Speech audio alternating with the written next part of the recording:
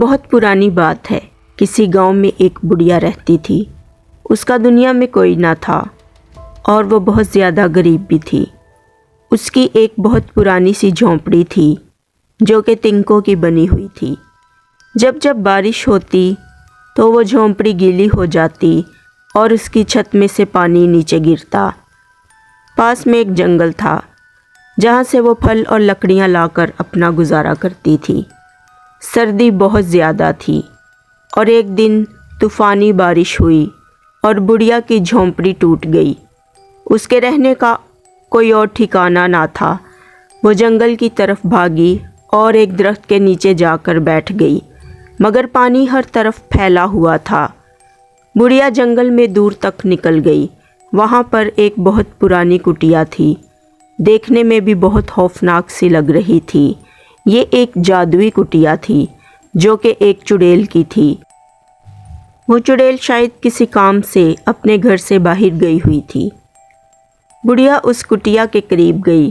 بارش بہت تیز ہو رہی تھی اور سردی بھی بہت زیادہ تھی اور وہ کٹیا بولتی تھی۔ اس نے بڑھیا سے کہا کہ اندر آ جاؤ، سردی بہت زیادہ ہے۔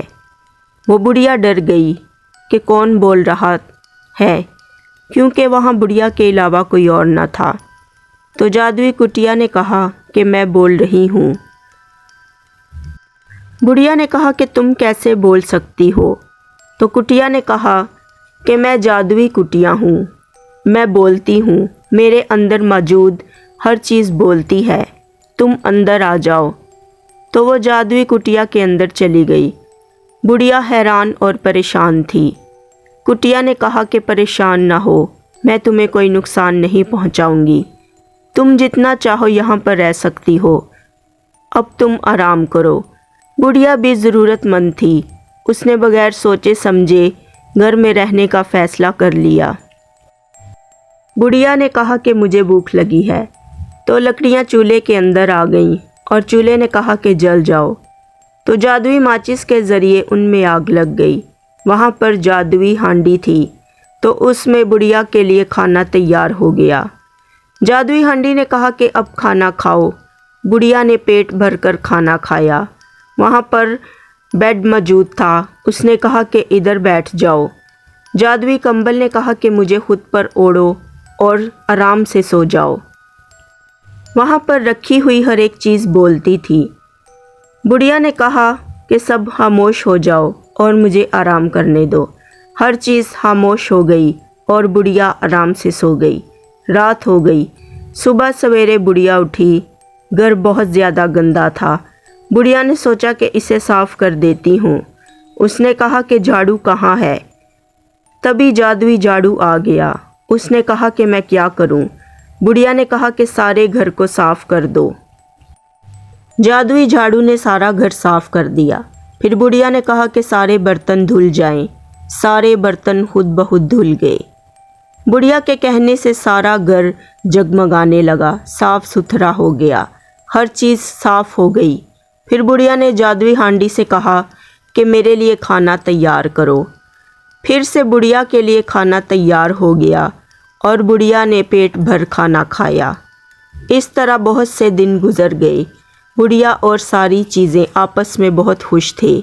ایک دن چڑیل واپس آ گئی اور اپنے گھر کو صاف ستھرا پا کر بہت حیران ہوئی کہ آخر کس نے سارا گھر صاف کیا ہے۔ بڑھیا بیڈ پر سو رہی تھی تو چڑیل نے کہا کہ تم کون ہو اور میرے گھر میں کیا کر رہی ہو؟ بڑھیا چڑیل کو دیکھ کر ڈر گئی اور کانپنے لگی اور رونے لگی کہ مجھے کچھ نہ کہو، میں اپنے گھر واپس چلی جاؤں گی۔ وہاں پر موجود ہر چیز بولنے لگی کہ یہ ایک غریب بڑھیا ہے جو کہ بہت اچھی ہے۔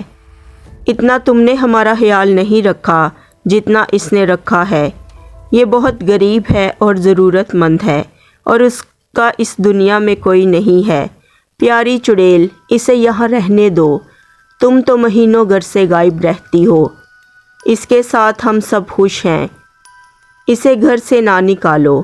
چڑیل نے سوچا کہ آخر یہ سب ٹھیک ہی کہہ رہے ہیں، تو چڑیل نے بڑھیا سے کہا کہ تم نے میری غیر حاضری میں میرے گھر کا اور ہر چیز کا بہت اچھا خیال رکھا ہے، اس لیے تم یہاں پر رہ سکتی ہو۔